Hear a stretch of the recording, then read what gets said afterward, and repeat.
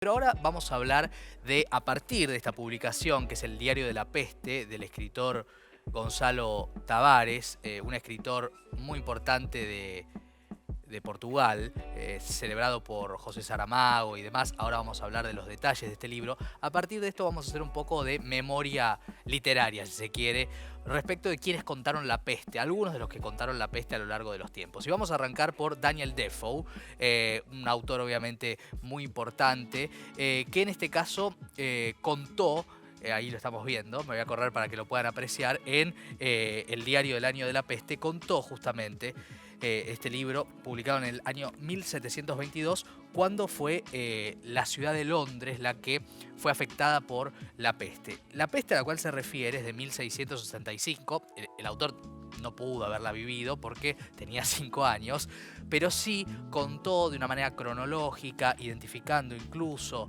las calles de Londres, los detalles de lo que fue esa peste, cómo esa sociedad padeció una peste obviamente contra la cual no había, como uno puede pensar contra la gripe española, no había maneras de combatirla. Era con suerte y en el mejor de los casos aislarse.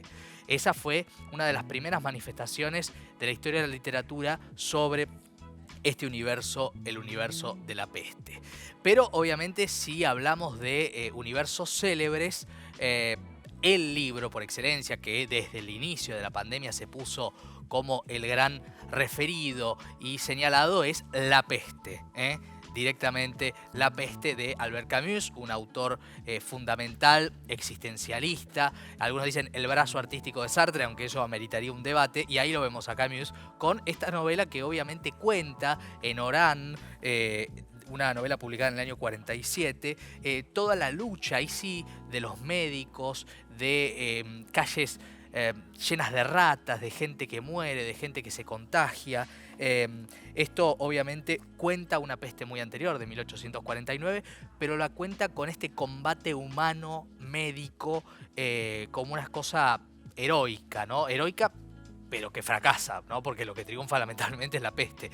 Una novela absolutamente inolvidable, que recuerdo que en algún momento cuando fue la causa de la H1N1, ¿no? De la gripe A, la llamada gripe A en la Argentina, leíamos un fragmento en la radio de este libro de Albert Camus y era tal cual, ¿no? Era este desafío de todo el sector médico ante algo desconocido e inmanejable.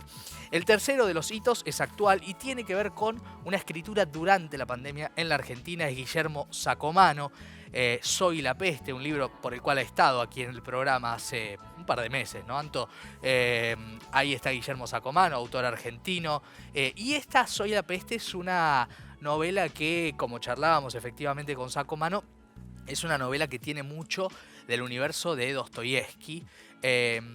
Mucho más, uno diría, que el de Camus incluso, porque Sacomano lo que hace en esta novela es contar una peste inmediata, una peste con los tiempos de la tecnología y de la época de la humanidad que estamos viviendo. La peste te toca y vos estás, por ejemplo, algunos personajes atendiendo en una tienda de ropa y mueren entregándole un saco a un cliente, ¿no? Hay una cosa tétrica y fascinante, y también la búsqueda de un personaje que nace en un quilombo, así lo llama Sacomano en la primera página o en la segunda del libro, que busca llegar al mar y se encuentra con una especie de ciudad en ruinas, que podría no ser la ciudad de Buenos Aires incluso, creo que es discutible eso, pero sí una ciudad devastada, ¿no? Acá es donde aparece en la mentalidad de los autores, desde la ficción en estos tres, cómo podría ser la versión más distópica, ya que están muy de moda nuevamente las historias distópicas con Handmaid's Tale y con Black Mirror y tantas series, ¿no? Sin olvidarnos obviamente de Orwell y tantos otros. Y en este contexto es que sale este libro, lo voy a mostrar acá. El Diario de la Peste de Gonzalo Tavares. ¿Qué hizo Gonzalo Tavares, este escritor portugués, cuando empezó la pandemia en Europa, cuando tuvieron que encerrarse y era muy desconocido el virus, ¿no? Porque a Europa le tocó convivir con lo desconocido? Empezó a escribir día a día una historia de cómo funcionaban los dispositivos para tratar de entender lo que estaba sucediendo. Y cómo era la vida no solamente en relación a la peste, sino en relación a cómo cambiaban las relaciones humanas, los temores, los riesgos. Y voy a leer algo que escribió el 2 de abril del 2020. El capítulo se llama Alguien dice que el pico será el día tal. Se aplican las leyes de la física y de la velocidad de materiales a la biología. Movimiento uniformemente acelerado de la maldad. Pero la maldad, dice Gonzalo Tavares, no es como la bondad. La bondad es previsible. La maldad no es previsible.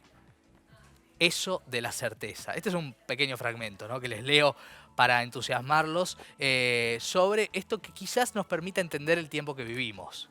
Si es que tenemos, la otra vez lo decía un poco Silvia Iparraguirre acá en el programa, ¿no? Si es que tenemos la distancia para entender el tiempo que vivimos, pues ya convivirnos un montón, ¿cierto? Bueno, de eso se trata. Y este es el acontecimiento, lo que sucede, sí, el acontecimiento, bien digo, ¿no? Literario para hablar de la peste. Vamos a cambiar de tema, me voy a ir a otro sector del estudio para hablar de una autora que no tiene que ver con el tema de la peste, pero sí tiene que ver con algo que podría ser una pandemia, pero no actual, de toda la historia. Estoy hablando de una autora francesa que se llama Virginie Despentes, que escribió, entre otros, un libro que te revuelve las tripas de la verdad que trae, y de lo no edulcorado en absoluto que es Teoría King Kong. Ese libro, que acá en el Teatro Cervantes lo hicieron 3 actrices con gran éxito: Soledad Silveira, Andrea Bonelli, y me estoy olvidando, Mercedes Morán también, claro.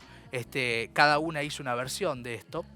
Lo que cuenta es la historia de vida de la propia autora Virginie Despentes. Ella es una mujer que padeció un abuso sexual y a partir de eso escribe de una manera combativa, contestataria, políticamente incorrecta sobre desde qué lugar sobreponerse. Habla, por ejemplo, en ese libro de cómo la sociedad pretende que una víctima no deje nunca de ser una víctima, de que no pueda salir de ese rol. Y un montón de cuestiones que son provocativas dentro de una de las expresiones del feminismo de nuestro tiempo.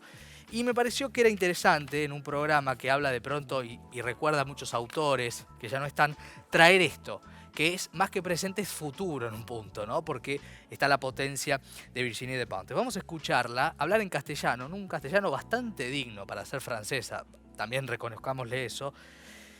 La primera pregunta que le hacen es si el feminismo no la hace más optimista. A ver.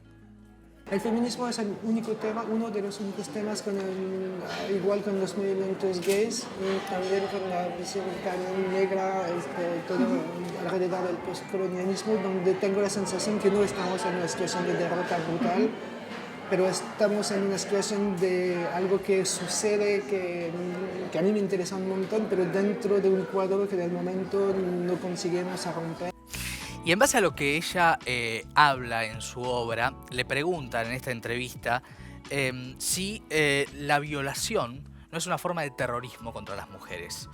Y esto es lo que contesta alguien que vivió esa situación, escribe y reflexiona al respecto de manera permanente. Para mí, de manera súper clara, sí. Es una forma de mantenernos en un estado de alerta cotidiana, que es una forma de decirnos que cada día tiene su peligro posible. De la misma manera, es una forma de decir a los hombres: este mundo os pertenece. En este mundo podéis andar, podéis salir de noche, cosas pueden pasar, pero los violadores estáis vosotros y las presas somos nosotras. Y pienso que los hombres quizás podrían empezar a pensar que disfrutan todos del trabajo invisible de los violadores, por ejemplo, o de los maltratadores, que no son todos violadores, obviamente, pero disfrutan todos de lo que despliega la cultura de la violación tal que la conocemos. Bueno, es una autora que provoca, ¿no? Y que dice muchas cosas que están, obviamente, y que están siendo escuchadas, generando debate, generando la polémica para pensar respecto de un montón de situaciones sistemáticas. Muchas veces lo hablamos aquí con Paula Jiménez en la semana, ¿no? De la cultura del machismo. Y la entrevistadora también le hace una provocación y le hace una pregunta particular. Es interesante escuchar lo que dice como respuesta, que es cómo es que nunca las mujeres salieron a responder violentamente cuando son atacadas. Vamos a ver lo que dice Virginie Despentes. Es una pregunta, es verdad, que como la paciencia que hemos tenido y la ausencia de respuesta violenta es una pregunta, y me la hago. No sé si es porque no sé por qué el género femenino sería tan inteligente que rechaza la violencia cruda, o sí que hemos tragado también la idea que es lo que merecemos, que lo aceptamos con resignación. Si el movimiento feminista en los 70 en Francia no fue tomado en serio por los intelectuales de izquierda, que era el caso en general, el feminismo era una lucha poco importante, primero íbamos a hacer las cosas importantes y después veríamos, y realmente pienso que si no era tomado en serio en Francia es porque no hemos matado a nadie, el feminismo nunca ha hecho ni siquiera una víctima, ni siquiera una, y pienso que eso es nuestra fuerza, y prueba es que el mundo cambia de verdad con el feminismo,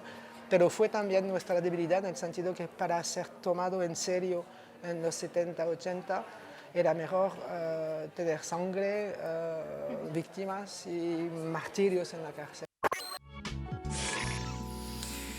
Y aquí lo que sucede, ¿no? Con esto que plantea Virginie Despentes, es cómo se dan los movimientos sociales, en el sentido de desde qué lugar se cambia la historia, ¿no?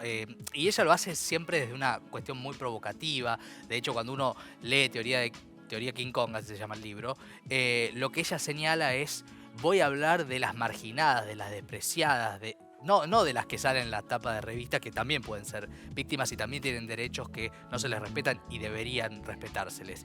Sino voy a hablar de todas las otras, de las invisibilizadas, ¿no? En una línea, ¿no? de como se suele decir, de los feminismos, muy distinta a la que uno puede pensar de lo que fue, no inaugural, pero prácticamente, que es El segundo sexo, de Simone de Beauvoir, también desde Francia, y también planteando esta situación de desigualdad estructural que se plantea desde la literatura, desde ensayos, desde non-fictions, ¿no? Como escriben muchas de estas autoras, trayendo la voz de las mujeres al centro de lo mejor de las letras francesas. También uno puede pensar en Paul Preciado, ¿no? Hablando de alguien que habla desde la perspectiva trans.